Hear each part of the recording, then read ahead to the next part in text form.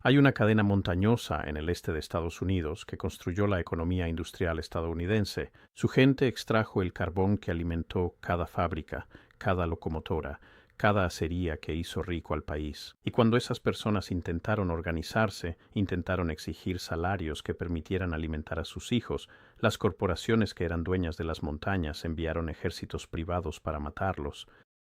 Los libros de historia convencionales lo llaman un conflicto laboral. Lo que realmente ocurrió fue algo más parecido a una guerra.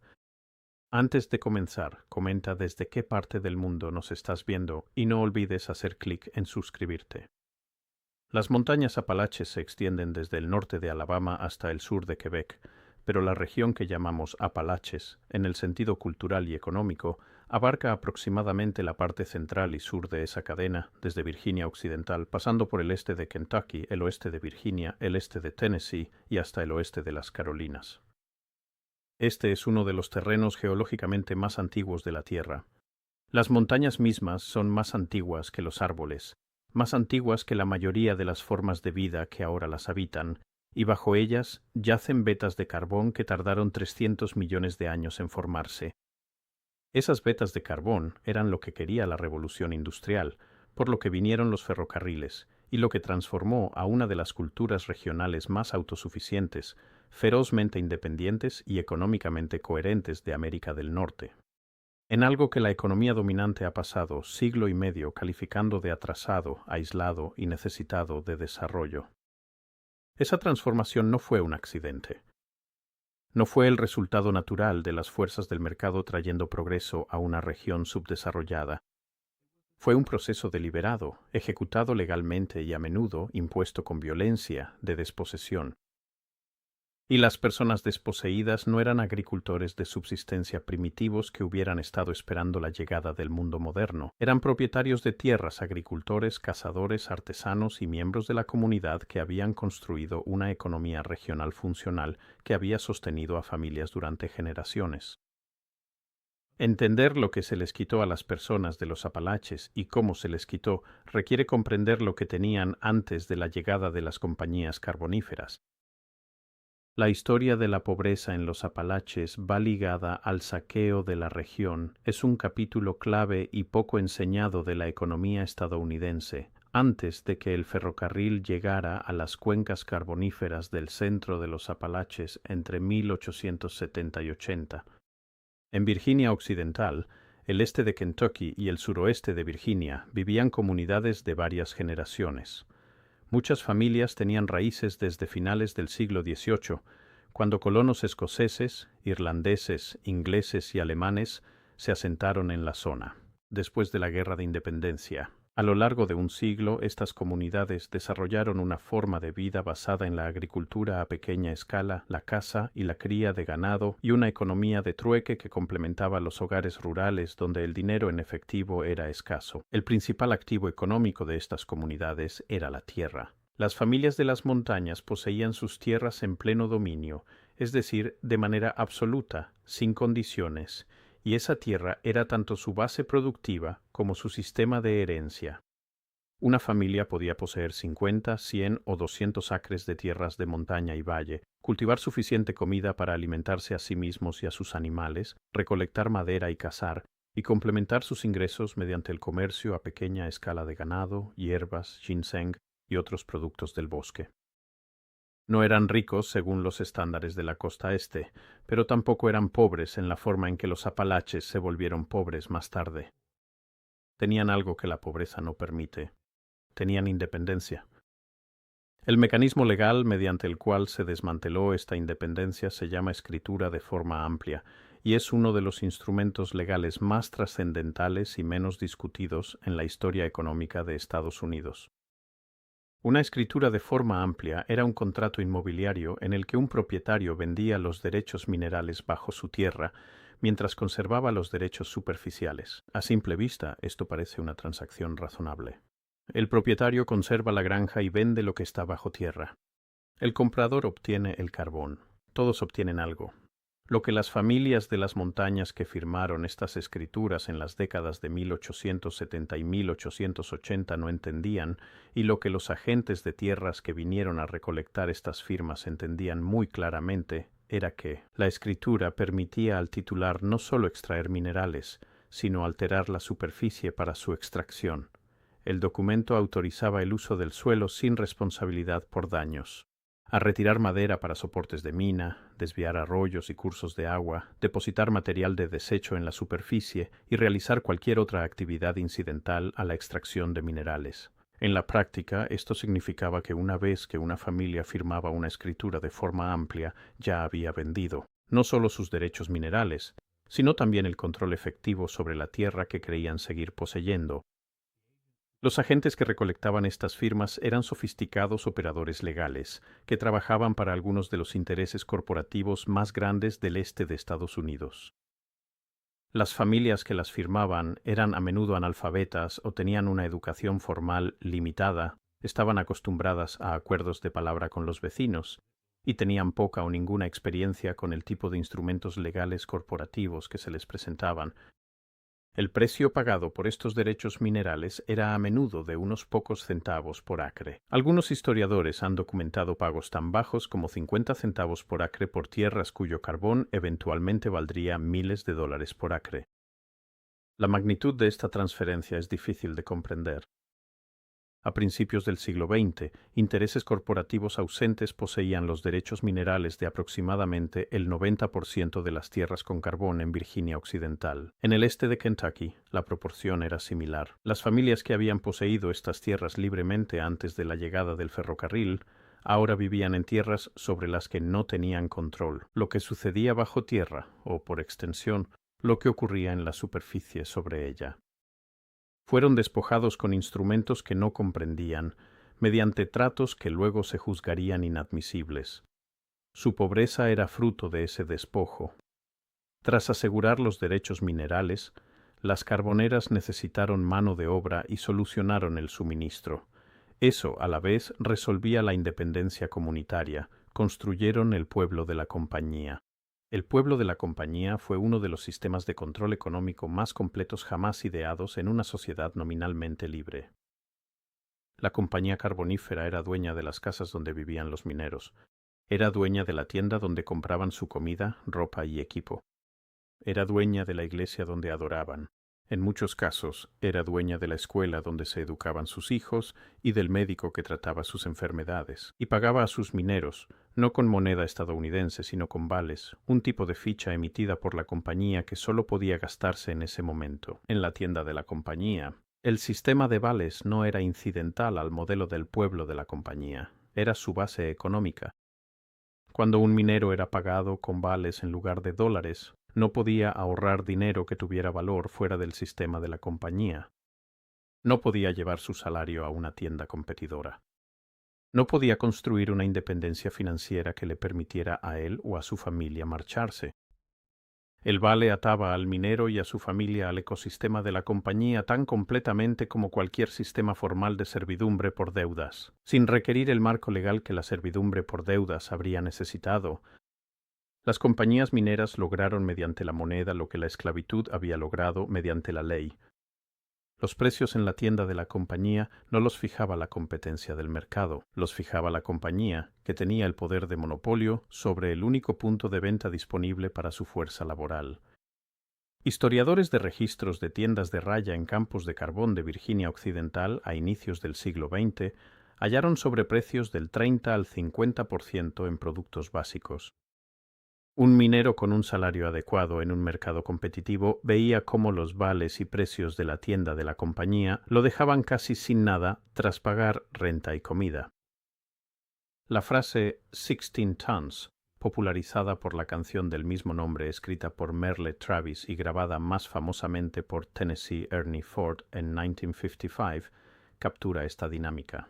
En su famosa línea sobre deberle el alma a la tienda de la compañía, lo que describe la canción no es una metáfora, es una descripción económica precisa de cómo funcionaba realmente el sistema de vales y la tienda de la compañía. Los mineros se endeudaban en la tienda de la compañía más que sus salarios, y esa deuda era una traba legal para no dejarles salir. Un minero que se marchaba mientras debía dinero a la tienda de la compañía podía ser perseguido por la deuda. La compañía era dueña de la policía local y frecuentemente tenía influencia sobre los tribunales locales. Irse no era legalmente imposible, pero en la práctica era muy difícil. Los mineros de los campos de carbón de los Apalaches entre los siglos XIX y XX no fueron víctimas pasivas. Se organizaron y construyeron un movimiento laboral clave en la historia estadounidense. Las compañías empleadoras respondieron con una violencia privada que ninguna otra industria estadounidense desplegó contra sus trabajadores en tiempos de paz. El Sindicato de Trabajadores Mineros de América, fundado en 1890, era en menos de una década el sindicato industrial más fuerte del país. Sus campañas en Virginia Occidental y Kentucky causaron conflictos directos con los operadores mineros, quienes no tenían ninguna intención de permitir que la negociación colectiva redujera su control sobre la fuerza laboral o sus márgenes de ganancia. La respuesta a la organización sindical en los campos de carbón de los Apalaches no fue principalmente legal, fue violenta. Los operadores de las minas de carbón mantenían fuerzas de seguridad privadas suministradas principalmente por la agencia de detectives Baldwin Felts, una de las organizaciones militares privadas más brutales en la historia de Estados Unidos. Los agentes de Baldwin Felts no eran guardias de seguridad en ningún sentido convencional. Eran hombres armados con autoridad legal, derivada de su condición de empleados de la compañía y, con frecuencia, de la deputación formal por parte de alguaciles de condado y funcionarios estatales complacientes. Desalojaban mineros en huelga de sus casas en invierno, disolvían reuniones sindicales a la fuerza, disparaban y mataban a organizadores y mineros resistentes. Y hacían todo esto con la aprobación explícita o tácita de los gobiernos estatales, que estaban profundamente entrelazados con el poder político de las compañías carboneras. La huelga de Paint Creek y Cabin Creek de 1912 y 1913 en Virginia Occidental produjo condiciones que un comité investigador del Senado de los Estados Unidos describió posteriormente como una especie de reinado de terror. La huelga comenzó como una disputa salarial, pero se intensificó después de que los agentes de Baldwin Felts iniciaran una violencia sistemática contra los mineros en huelga y sus familias. Los mineros, muchos de ellos veteranos de la guerra civil o descendientes de personas que habían luchado en ella, no estaban desarmados, respondieron al fuego. El conflicto produjo una especie de guerra de guerrillas en los valles montañosos del condado de Kanawha, que causó un número desconocido de muertos en ambos bandos, y llevó al gobernador de Virginia Occidental a declarar la ley marcial en múltiples ocasiones. Mother Jones, la organizadora laboral nacida en Irlanda cuyo verdadero nombre era Mary Harris Jones y que había estado organizando trabajadores desde la década de 1870, llegó a la zona de huelga de Paint Creek a los 76 años y fue arrestada por las autoridades militares que operaban bajo la declaración de ley marcial del gobernador. Su juicio militar, llevado a cabo por la milicia estatal, fue un procedimiento cuya legitimidad legal ya se cuestionaba en ese momento. El Senado de los Estados Unidos finalmente investigó todo el episodio. Nada sustancial cambió, los operadores mantuvieron su control. Los mineros permanecieron en el sistema de vales. El evento individual más trascendental en la historia de la organización laboral en los Apalaches es un episodio que todo estadounidense debería conocer, y casi ninguno lo conoce.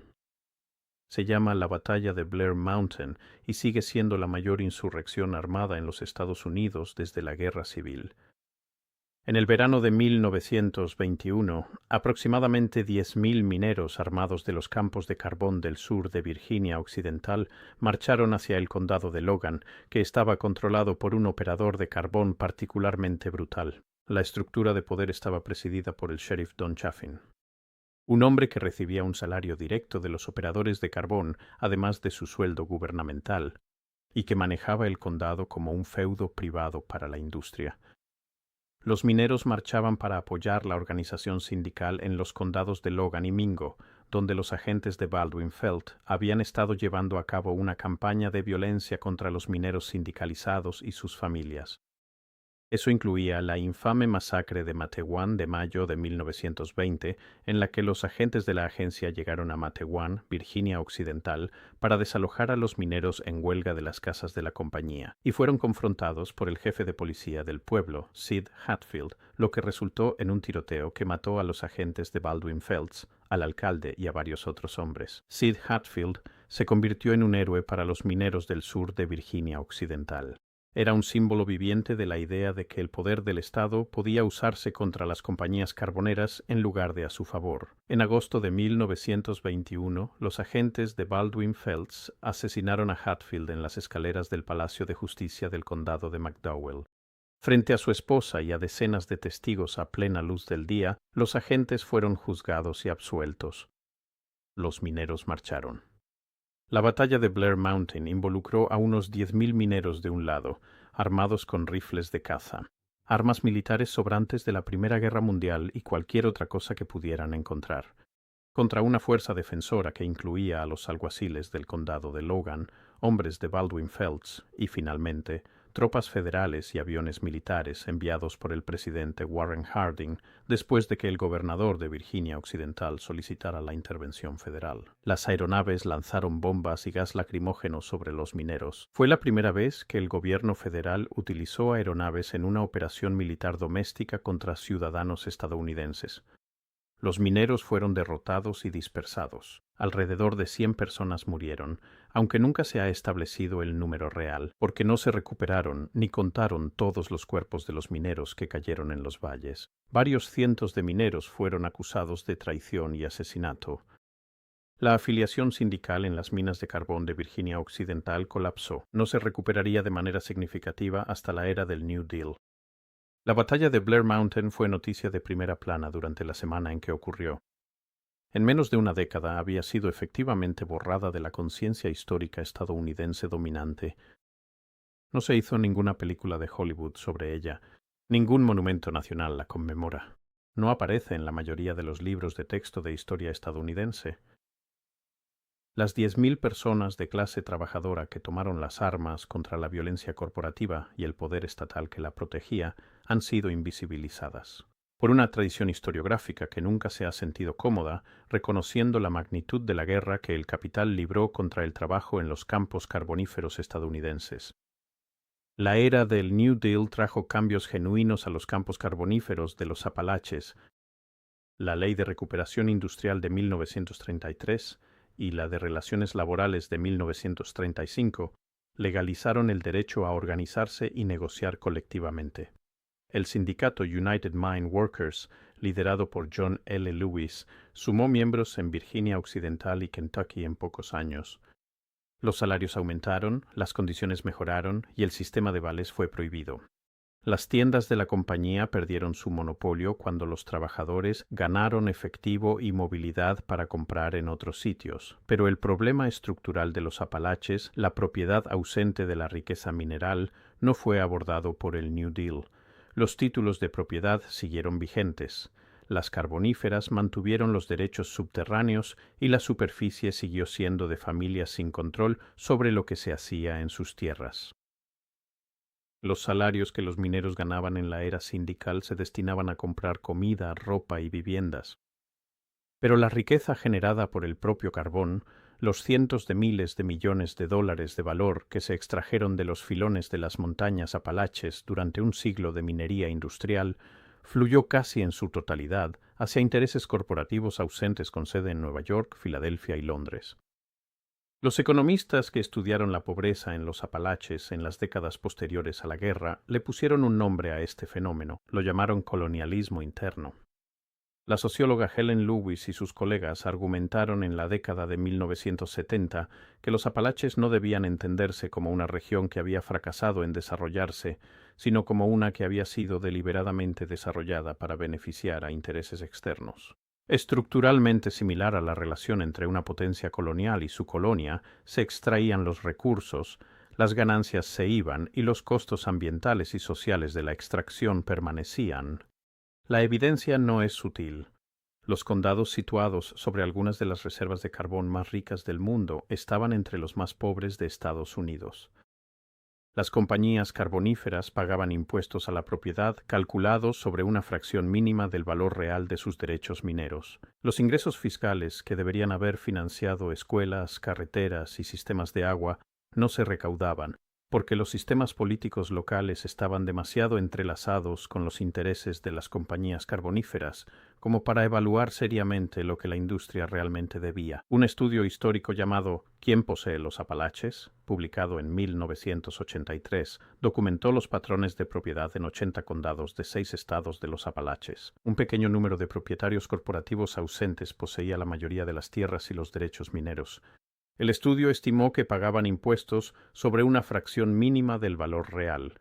La población local tributaba, pese a la disparidad en la riqueza real. El estudio fue citado en la literatura académica e ignorado en el debate político.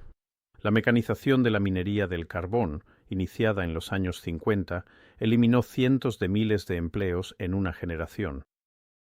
Lo que en 1940 requería 50 mineros, en 1970 podía hacerse con 5. Los contratos sindicales que habían hecho tolerable la vida en las zonas mineras quedaron obsoletos debido al desplazamiento tecnológico. Las comunidades construidas enteramente en torno al empleo minero, sin una base económica alternativa porque la propiedad ausente había impedido la diversificación que las economías de propiedad local desarrollan de forma natural, se encontraron sin un camino a seguir. La historia de los mineros del carbón de los Apalaches no es la historia de personas aisladas en las montañas que fueron dejadas atrás mientras el mundo moderno se desarrollaba. Es una historia sobre cómo se construyó el mundo moderno extrayendo valor de lugares y personas a quienes sistemáticamente se les negó su parte de lo que producían. El acero que construyó las ciudades estadounidenses provenía de altos hornos alimentados por carbón de los Apalaches. Los ferrocarriles que conectaron el continente funcionaban con carbón de los Apalaches. Las redes eléctricas que impulsaron la industria estadounidense se construyeron sobre la base del carbón de los Apalaches. La economía industrial estadounidense del siglo XX, uno de los sistemas económicos más productivos de la historia humana, fue impulsada en gran medida por un combustible que era extraído de la tierra por hombres que vivían en pueblos de la compañía, eran pagados con vales, eran baleados cuando se organizaban y cuyos descendientes heredaron pobreza en lugar de la riqueza que su trabajo había creado. Los hombres que extrajeron ese carbón fueron gigantes, en el sentido más profundo de esa palabra. Ellos fueron las personas cuyo trabajo hizo posible el mundo moderno. Eran físicamente formidables, culturalmente ricos, políticamente conscientes y organizacionalmente sofisticados. Construyeron un sindicato que, en su apogeo, fue la organización laboral más poderosa del hemisferio occidental. Lucharon una guerra contra el poder corporativo con rifles y determinación. Eligieron senadores e influyeron en presidentes, cantaron canciones y contaron historias, y mantuvieron una cultura regional de extraordinaria profundidad y belleza. Fueron borrados. No fue por accidente, ni por el funcionamiento neutral de la historia económica, sino por un proceso deliberado de minimización histórica que sirvió a los intereses de las corporaciones que se habían beneficiado de su trabajo. La historia de Blair Mountain fue enterrada. El análisis del colonialismo interno fue marginado. Las causas estructurales de la pobreza en los Apalaches fueron reemplazadas en el discurso dominante por explicaciones culturales que culpaban a las víctimas de la extracción por su propia pobreza. La historia económica revisionista de los Apalaches no es un proyecto académico marginal. Está documentado en archivos gubernamentales, en los registros de las compañías mineras de carbón, en los libros de escrituras de tierras en los juzgados de condado de 6 estados, en los archivos de los Trabajadores Mineros Unidos, en los testimonios ante el Congreso de Mineros que describieron sus condiciones a senadores, quienes escucharon y luego no hicieron nada. La evidencia siempre ha estado ahí. Lo que ha faltado es la voluntad política para seguirla hasta su conclusión, que es que la pobreza de los Apalaches no es una condición natural ni un fracaso cultural, sino el balance de un siglo de extracción económica deliberada, y que a la gente de la región no se le debe caridad ni programas de desarrollo, sino una rendición de cuentas sobre lo que les fue quitado y cómo. Y esa es la historia de los gigantes que borraron, los mineros de los Apalaches, cuya extracción de carbón construyó la América industrial, pagados con vales y controlados por compañías. Pueblos enteros lucharon contra ejércitos privados en Blair Mountain, siendo bombardeados por su gobierno. Organizaron el mayor sindicato occidental, luego desmantelado por los dueños de siempre de las montañas. Su pobreza no era inevitable. fue fabricada, y la riqueza que debió haber sido suya es la base de una economía que nunca ha reconocido la deuda que tiene con ellos. Gracias por vernos y nos vemos en el próximo video.